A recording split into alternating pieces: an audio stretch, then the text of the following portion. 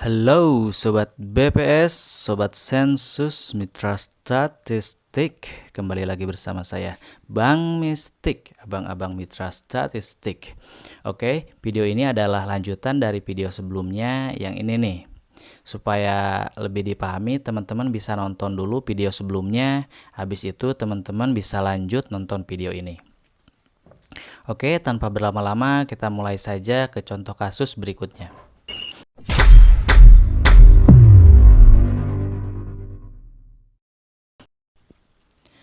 Pak Yanto dan Bu Dini memiliki dua orang anak, yaitu Bayu dan Pitra.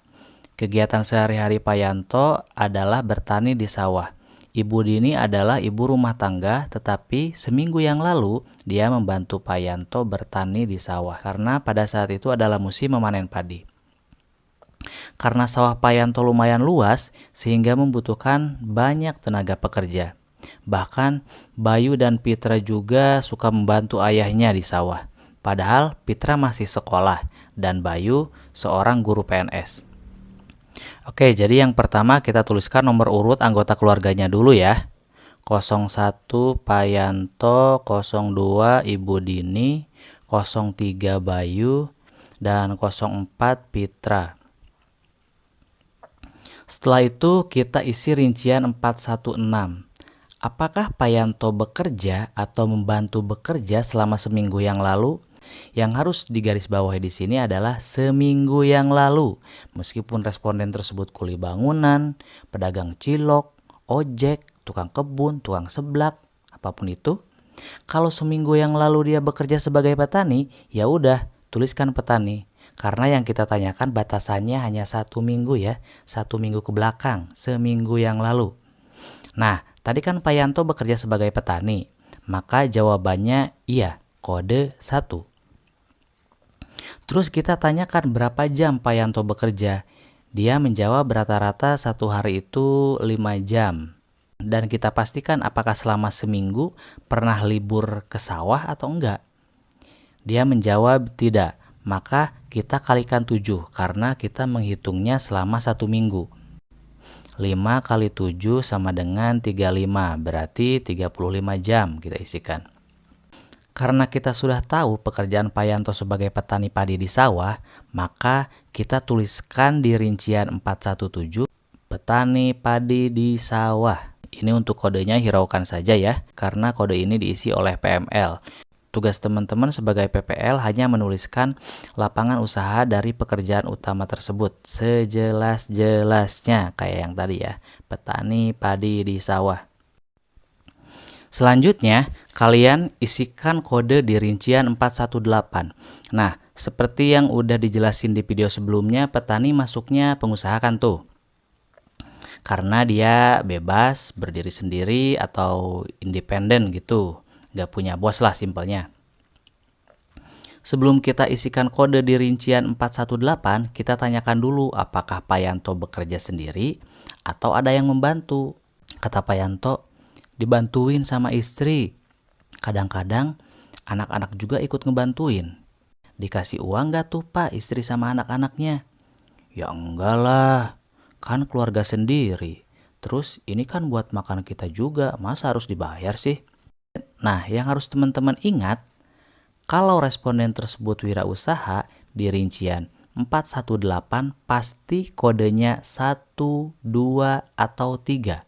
Kode 1 kalau responden tersebut berusaha sendiri. Kode 2 kalau responden tersebut berusaha dibantu buruh tidak tetap atau tidak dibayar. Kode 3 kalau responden tersebut berusaha dibantu buruh tetap atau buruh dibayar. Dan tadi kata Pak Yanto, dia dibantu sama istri dan bahkan anak-anaknya. Jadi kita isikan kode 2, berusaha dibantu buruh tidak tetap atau tidak dibayar. Terus di rincian 419, apakah Pak Yanto memiliki NPWP? Isi kode 1 jika ada dan dapat menunjukkan, isi kode 2 jika ada tapi tidak bisa menunjukkan, dan isi kode 3 jika tidak ada atau tidak mempunyai NPWP. Kalau Pak Yanto punya dan dapat menunjukkan, jadi kodenya 1. Selanjutnya kita beralih ke blok D, kepemilikan usaha. Blok ini juga untuk responden berusia 5 tahun ke atas ya teman-teman. Jadi kalau ada responden yang usianya di bawah 5 tahun, blok C dan blok D ini nggak perlu diisi. Rincian 420. Apakah Pak Yanto memiliki usaha sendiri atau bersama? Isikan kode 1 jika ya dan isikan kode 2 jika tidak. Nah, kalau Pak Yanto kode 1 ya, karena petani juga disebut sebagai wirausaha. Berapa jumlah usaha sendiri atau bersama yang dimiliki? Pak Yanto cuman kerja sebagai petani, berarti kodenya 1. Apakah lapangan usaha dari usaha utama tersebut?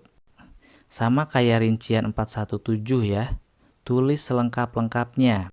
Misal, petani padi di sawah. Kodenya abaikan saja ya, itu tugasnya PML. Selanjutnya, rincian 422. Jumlah pekerja yang dibayar pada usaha utama. Isikan 000 ya, karena meskipun dibantu sama istri dan anaknya, mereka nggak dibayar. Lanjut ke rincian 423. Jumlah pekerja yang tidak dibayar pada usaha utama. Kita isikan 03 karena Pak Yanto dibantu istri dan 2 orang anaknya. Terus rincian 424, kepemilikan perizinan usaha utama. Ini isikan kode di lampiran bawah ya teman-teman. Ada tuh untuk kepemilikan perizinan usaha.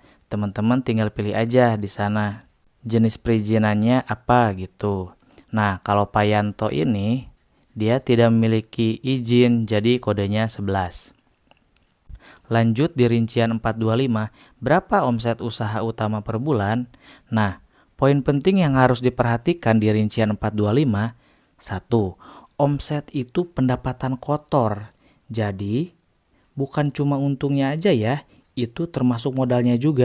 Nah, bagaimana nih dengan kasus Pak Yanto? Dia kan baru nanam padi, dari mana dia tahu untungnya berapa? Jadi panen padi itu kan ada yang setahun 2 kali, ada yang setahun 3 kali. Kita tanyakan sama Pak Yanto, Pak, setahun berapa kali panen? 3, jawab Pak Yanto. Kira-kira 1 kali panen itu dapat berapa? Rata-rata 6 kintal. Nah, 6 kintal kan 600 kilo. Kita tanyakan lagi, berapa harga 1 kilonya kalau dijual Pak?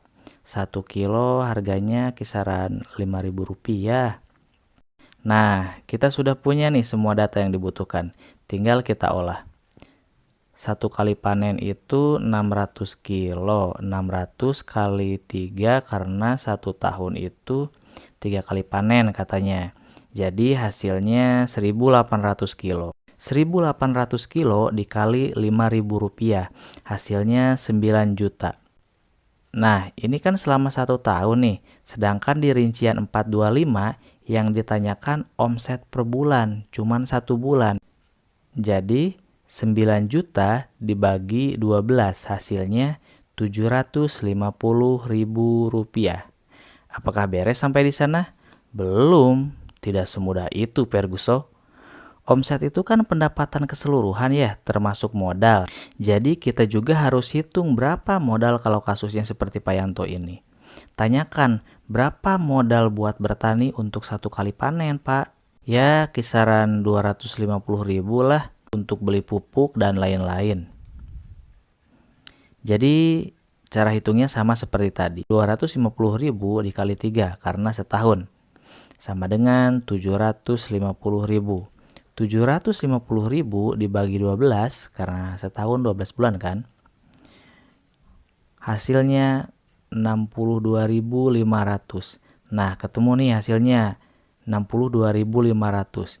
Tinggal kita tambahkan sama yang tadi. 62.500 tambah 750.000 hasilnya 812.500 rupiah. Jadi omset Pak Yanto dari bertani tersebut adalah 812.500 rupiah. Nah, kita lihat kodenya 812.500 rupiah masuknya kemana?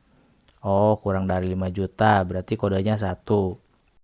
Poin penting lagi yang harus diingat, khususnya petani padi, jagung, yang kayak gitu-gitulah.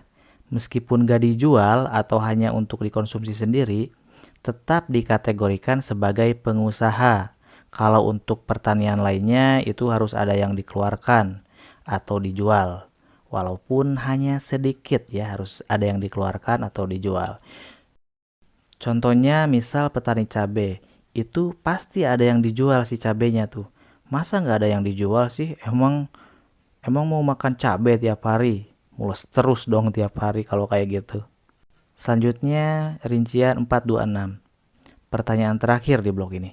Tanyakan, apakah Pak Yanto menggunakan internet dalam kegiatan usaha utama? Oh iya, saya suka telepon pakai WA kalau lagi nanyain harga ke bandar atau pengepul. Saya juga suka cari-cari itu tuh metode menanam padi supaya hasilnya banyak, nonton-nonton video di YouTube gitu, banyak kan tuh di sana tutorialnya. Berarti nomor 2 juga iya, karena Pak Yanto cari informasi menggunakan internet. Terus apalagi Pak? Udah itu aja. Nah, di rincian 426 ini adalah dengan menjumlahkan kode ya teman-teman. Tadi kan Pak Yanto bilangnya pakai internet buat komunikasi dan cari informasi. Kodenya 1 dan 2. Kita jumlahkan jadi 3. 03. Gitu ya caranya teman-teman. Jadi dibereskan dulu untuk satu anggota keluarga ke bawah. Habis itu kita pindah ke anggota keluarga selanjutnya. Seperti biasa supaya videonya nggak kepanjangan, kita sambung ke part 3 untuk pengisian istri dan anaknya Pak Yanto. Oke? Bye-bye.